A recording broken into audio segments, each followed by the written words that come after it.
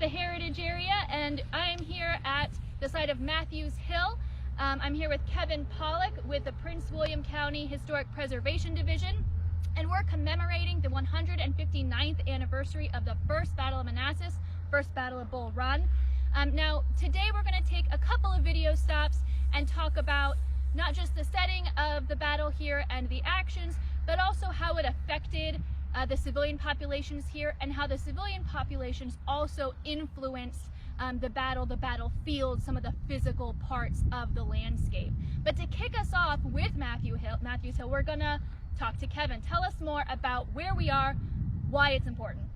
All right, so we are standing just east of the Sudley Road, the historic Sudley Road, the major north-south road that moves through Manassas National Battlefield, and really part of the reason why both armies engaged here during the morning and then into the afternoon of July 21st of 1861. But really the story of how did both armies come to grips here on the banks of Bull Run goes back into early June, when a Confederate force under the command of, at this point, Confederate hero because of his role in the surrender of Fort Sumter in Charleston Harbor in April of 1861, Pierre Gustave Toutant Beauregard is going to be tasked with leading a Confederate force and defending the Northern Virginia frontier along the banks of Bull Run, and in some cases even farther east into Fairfax County.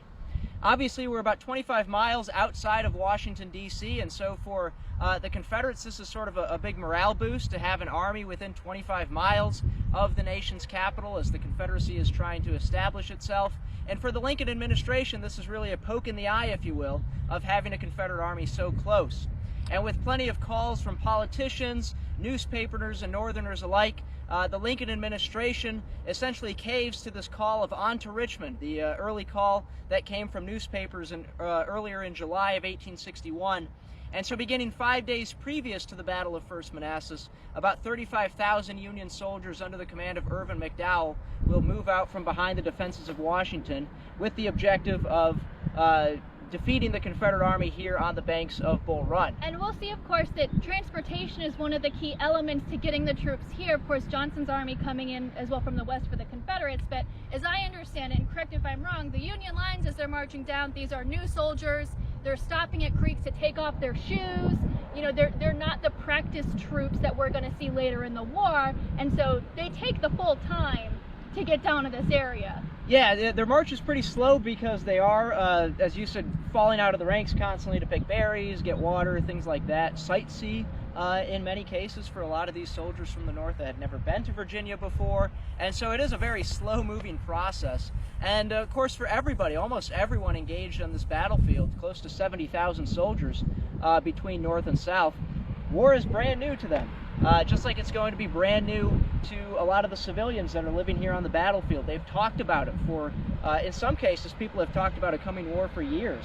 But now, really, right here on this spot on Matthews Hill, all the talking is done, and it's going to become, the dialogue is going to go from talking to shooting and bloodshed that's going to take place here. So the morning of July 21st, the northern end of the Confederate line is along the Warrenton Turnpike.